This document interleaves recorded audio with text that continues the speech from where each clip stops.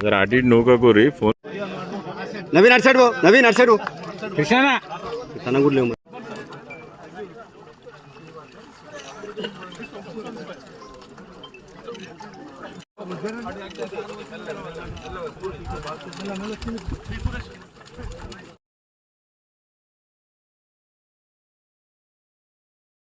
రాష్ట్రంలో ఉన్నటువంటి 26,000 చెర్లలో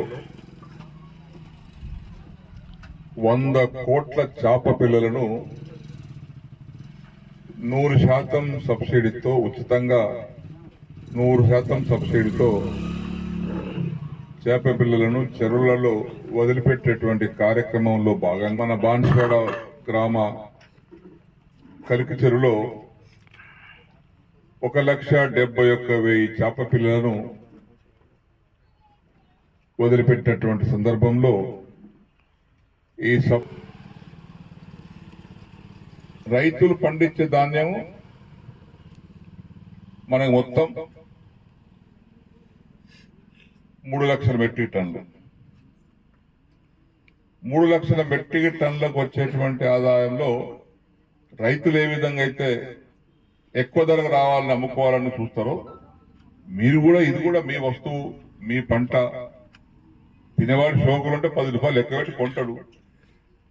మనం తక్కువ ధరకు అమ్ముకొని మనం ఎందుకు నష్టపోవాలి? చేపలు అందులో చేపల గిరాకీ కూడా మరి ఎందుకంటే మా ఇంట్లో కూడా నేను చేపలు ఎప్పుడు అనిపిస్తాను. చేపల వల్ల ఏంటంటే ఆరోగ్యం హార్ట్ అటాక్ రాదు. ఇప్పుడు చాలా మందులలో చేప నూనె వాడతారు, టాబ్లెట్లలో చేపలతో తీసిన నూనెను వాడతారు. ఆ విధంగా చేప తినటం వల్ల ఆరోగ్యానికి ఏం దోఖా లేదు.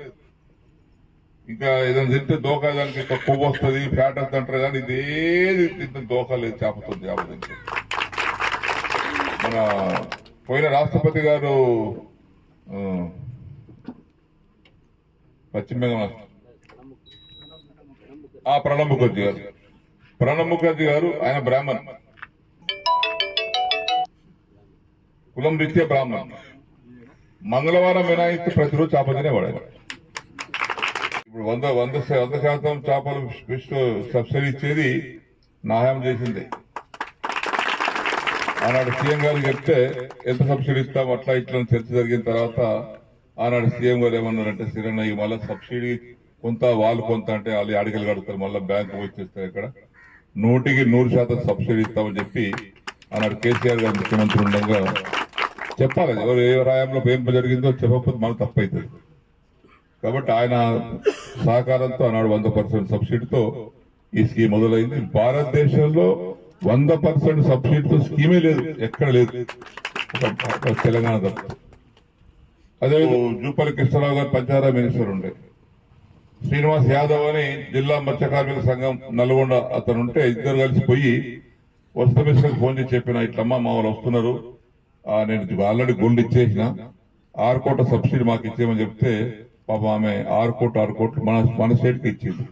అది ఇచ్చిన తర్వాత సీఎం చెప్పిన ఇట్లా చేస్తాం సార్ మేము 6 కోట్లు తెప్పించుకొచ్చినామంటే సిరన్న గాడికెళ్ళి మనం బిచ్చమెత్తులు ఎందుకు, మనం ఇస్తాం సబ్సిడీ, వాళ్ళు వెళ్ళి అడిగేది మన దగ్గర లేవా మనం ఇస్తామని చెప్పి 75% సబ్సిడీతో గొర్రెలు ఇచ్చినటువంటి పథకం కూడా నేను పెట్టింది సీఎం గారు కేసీఆర్ గారు. అసలైన తొలి వెలుగు. ఫాలో వాట్సాప్ @తొలి వెలుగు official.